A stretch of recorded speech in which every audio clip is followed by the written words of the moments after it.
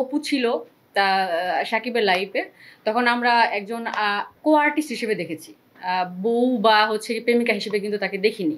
মানে এখন তো দুই পক্ষ আছে, তো সেখানে আমি সতীনের ঘর করতে চাই না, এটা আমার কখনো ইচ্ছে নাই।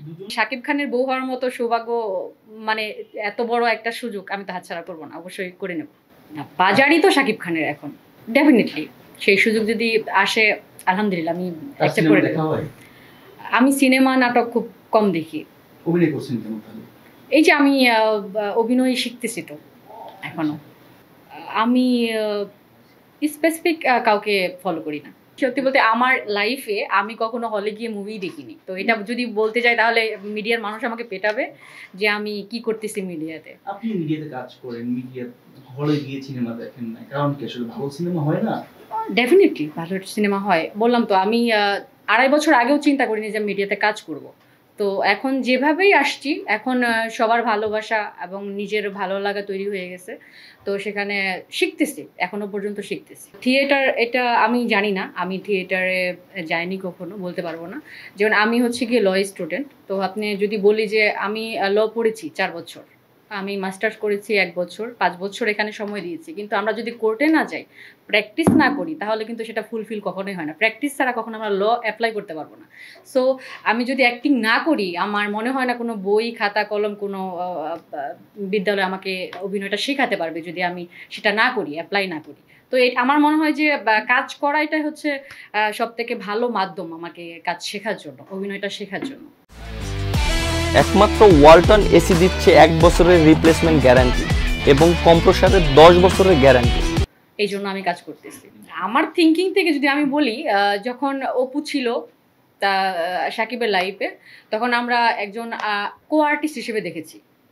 বউ বা হচ্ছে কি প্রেমিকা হিসেবে কিন্তু তাকে দেখিনি। যখন আমি যতটুকু জানি, তো সেই দিক থেকে বুবলি যখন আসছে, তখন কিন্তু বুবলি আই থিঙ্ক জানতো না যে অপুকে। ও হয়তো কো আর্টিস্ট হিসেবে জানে, কারণ ওদের সম্পর্কটা হাইট ছিল। ওরা হচ্ছে গিয়ে মিডিয়াতে ওটা নিয়ে আসছে কখন, যখন হচ্ছে গিয়ে আপনার বুবলি হয়তো একটু হাইটে আসছে আপনার সাকিবের সাথে বা ক্লোজে আসছে তখন। তো এদিক থেকে যে এখন যে দ্বন্দ্বটা করতেছে, আবার বুবলির সাথেও যে সম্পর্কটা বা এই যে বাচ্চা, এটাও কিন্তু হাইট ছিল। তো এখন সবাই মানে ওই পর্যায়ে এসে যুদ্ধ করতেছে, যেটা হচ্ছে গিয়ে নিজেদের একটা অধিকার আদায়ের জন্য। তো আমার কাছে মনে হয় যে হ্যাঁ, যার যার জায়গা থেকে সে ঠিক আছে, বুবলির জায়গা থেকে বুবলি ঠিক, অপুর জায়গা থেকে অপু ঠিক। কিন্তু হাইট করলে তো আসলে যদি এখন এই দুইটাই হাইট থাকতো, তাহলে হয়তো অন্য কোনো নায়িকা বা অন্য কেউ এসে আবার সেম ভুলটা করতো। তো হাইট কেন, সম্পর্কে হাইট কেন? যে অধিকারটাই আমি চাই, ভালোবাসায় যেখানে থাকে সেখানে হাইট থাকার তো কিছু নাই। তো এখন আমার জায়গা থেকে দুজনেই ঠিক আছে। প্রথমত যে আমি সতীনের ঘর করতে চাই না, মানে এখন তো দুই পক্ষ আছে, তো সেখানে আমি সতীনের ঘর করতে চাই না, এটা আমার কখনো ইচ্ছে নাই। শাকিব খানের বউ হওয়ার মতো সৌভাগ্য, মানে এত বড় একটা সুযোগ আমি তো হাতছাড়া করবো না, অবশ্যই করে নেব। মানে এক কথায় যেটা বলবো সেটা হচ্ছে ডিরেক্টর এভাবে সাজিয়েছে তাই আমি সেজেছি। সো মানে এটার বিশেষ কথাটা হচ্ছে গল্পটা যখন শুরু হয়, শুরুতে দেখা যায় যে একটা পাগলা গারোতে একটা পাগলের সাক্ষাৎকার নিতে আসছে একজন সাংবাদিক, জার্নালিস্ট, মহিলা জার্নালিস্ট। আসার পর ও মানে ওইখানে একটা পাগল অবস্থায় তাকে দেখা যাচ্ছে। যে মানে যেহেতু পাগলরা যেভাবে থাকে একটা ট্রিটমেন্ট অবস্থায়, এই জন্য সে এই ড্রেসটা। আসলে যে প্রশ্নটা করছেন আমাকে, যে যন্ত্রণা নাটকের হিরোর যে গেট আপটা, এটা তেরে নামের গেট আপ কিনা? অ্যাকচুয়ালি এটা তেরে নামের গেট আপ না। কারণ হচ্ছে আমার যে গল্পটা যন্ত্রণা নাটকের, এই গল্পটাই আমার হিরো থাকে পাগল।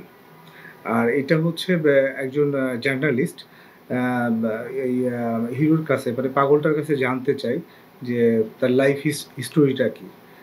তখন ফ্ল্যাশব্যাকে, টোটাল গল্পটা আমরা ফ্ল্যাশব্যাকে গেছি, ওখান থেকে নেওয়া। তেরে নামের থেকে মানে তেরে নামের কোনো কিছুই আমরা মানে আর কি করি নাই, ওই টাইপের কোনো চিন্তা চেতনা ছিল না। কারণ আমার গল্পটা হচ্ছে টোটাল ফ্ল্যাশব্যাক আর একটা পাগলের জীবন কাহিনী নিয়ে, ওইটাই হচ্ছে করছে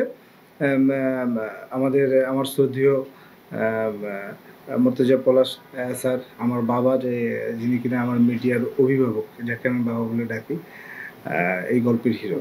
আসলে নাটকের নাম যন্ত্রণাটা এই কারণেই যে এটা হচ্ছে একটা পারিবারিক মানুষের মধ্যবিত্ত একটা ফ্যামিলির ভিতরে অনেক সময়টাই অনেক ক্রাইসিস থাকে। ঠিক ওই ক্রাইসিসের মধ্য থেকে একটি মানে আর কি ক্রাইসিস তুলে ধরার চেষ্টা করছি যন্ত্রণার মাধ্যমে, যে একটা মানুষ যখন অনটন যখন তাকে গ্রাস করে, তখন আসলে যে একটা মানুষের যে কি পরিস্থিতি হয়, ওই পরিস্থিতির কারণেই নামটা দেওয়া হয়েছে যন্ত্রণা।